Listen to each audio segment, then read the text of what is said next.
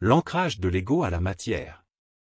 Sujet, comme j'ai tendance à fuir le moment présent, j'ai besoin de me renforcer, de m'ancrer pour me sentir et rester dans mon centre mental. Question 1. Qu'est-ce qui amène l'ego à fuir son moment présent? C'est l'absence de prise de conscience de la mécanique occulte dans son mental. L'ego accorde trop de valeur à sa forme, voire à sa personnalité primaire qui le parasite dans son mental. Dans un sens, l'ego est toujours magnétisé par la forme. Ce faisant, lorsqu'il reçoit une pensée, il lui accorde une valeur.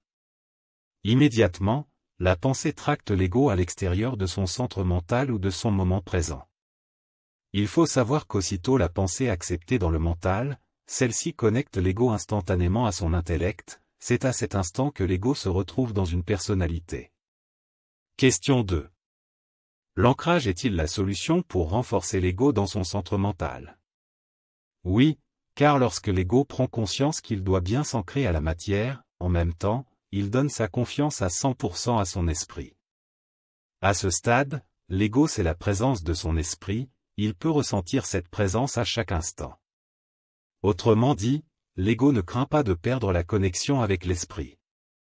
Dans le même temps, l'ego est en mesure de se détacher de son intellect et des supports psychologiques. Le fait d'être bien ancré à la matière va éloigner le magnétisme des forces spirituelles dans le mental. Il ne faut pas se leurrer, ce sont les forces spirituelles qui forcent l'ego à se détacher de la matière pour éviter qu'il se connecte à son esprit. Question 3. Comment concevoir un ancrage à la matière d'un point de vue psychique? Lorsque l'ego s'ancre à la matière, il fait un transfert conscient de son intellect à son esprit, voire à son centre mental. Autrement dit, l'ego plonge dans le vide sidéral de sa conscience mentale.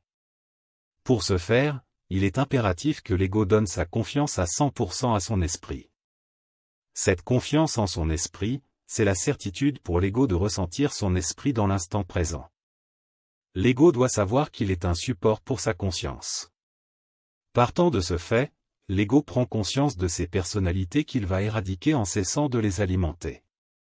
Ce qui ancre l'ego à la matière, c'est la non-conformité à la valeur, dans le sens que l'ego est conscient de vivre dans une réalité alternative.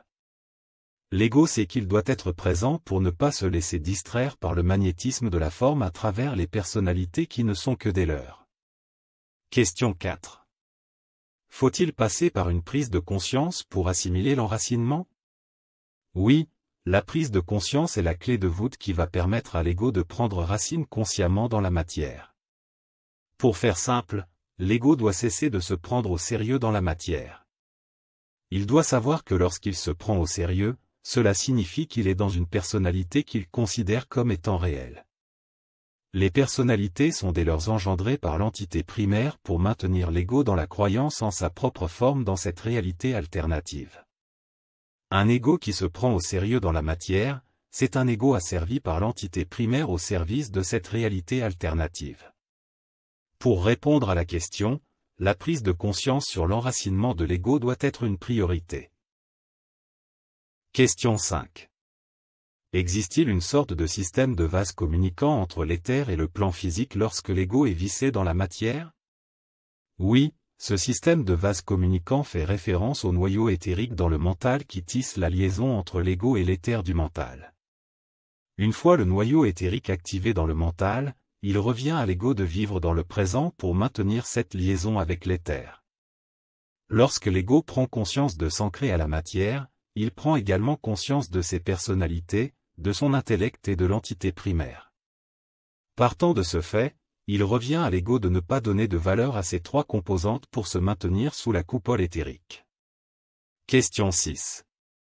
L'ancrage est-il un moyen de se délester de certaines toxines?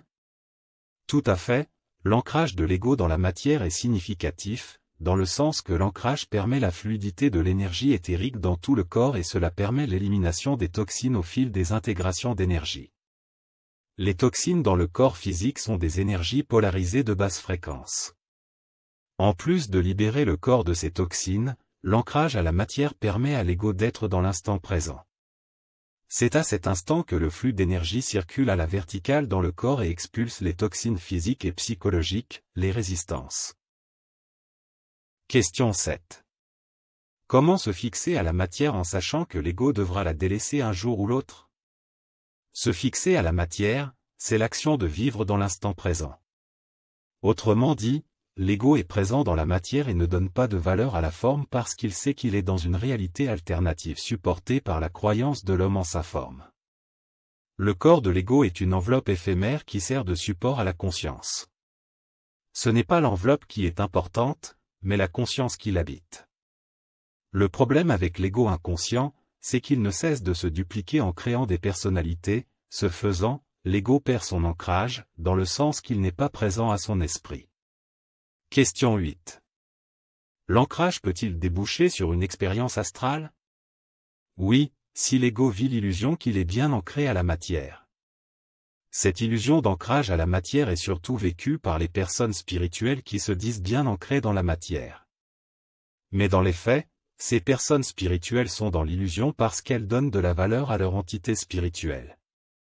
L'illusion de l'ancrage va aboutir à une expérience astrale. Lorsqu'un ego fait une prise de conscience majeure sur la nécessité de bien s'ancrer à la matière, il prend conscience de l'occultisme dans son mental. Il en est tellement conscient qu'il se détache consciemment de son intellect, de ses supports psychologiques et de son entité primaire pour se téléporter dans son centre mental où l'astral ne peut pénétrer au risque d'être brûlé instantanément par l'esprit. Question 9. Les douleurs physiques et psychiques peuvent-elles être la conséquence d'une trop forte assise de l'ego dans la forme matérielle? Les douleurs physiques et psychiques sont déclenchées par des résistances lorsque l'énergie éthérique descend dans le mental, parce qu'elle force le système cellulaire à assimiler cette énergie pour modifier le taux vibratoire de l'ensemble des cellules. Par exemple, l'autre jour, ma conjointe me disait qu'elle souffrait de douleurs à la tête et dans son corps. Selon elle, c'est la vibration qui m'habite qui fragilise son corps physique qui ne cesse d'être soumis à cette vibration éthérique qui s'amplifie de jour en jour. Il y a plusieurs années, dans une vision, j'étais assis à la table avec ma conjointe. Je lui disais qu'un jour il lui serait impossible de me côtoyer à cause du flux d'énergie au-dessus de moi. J'ai fait un signe de la main à ma conjointe pour qu'elle regarde le canal d'énergie bleue au-dessus de ma tête qui ne cessait de pénétrer mon mental afin qu'elle ait la compréhension des mouvements de l'énergie éthérique. Et quelques années plus tard, nous en sommes rendus là. Question 10. Une connexion à l'éther du mental est-elle nécessaire pour que l'ancrage de l'ego à la matière soit permanent? C'est le contraire. L'ego doit prendre conscience de bien s'ancrer à la matière pour établir une connexion permanente avec l'éther du mental. Ce qui empêche l'ego de se connecter à l'éther du mental, c'est qu'il s'est dupliqué à travers plusieurs personnalités. Autrement dit, à travers ces personnalités, l'ego vit à l'extérieur de son centre mental. L'ego doit revenir dans son centre mental pour prendre position dans l'éther du mental, et cela est possible par la prise de conscience du fait de vivre dans l'instant présent.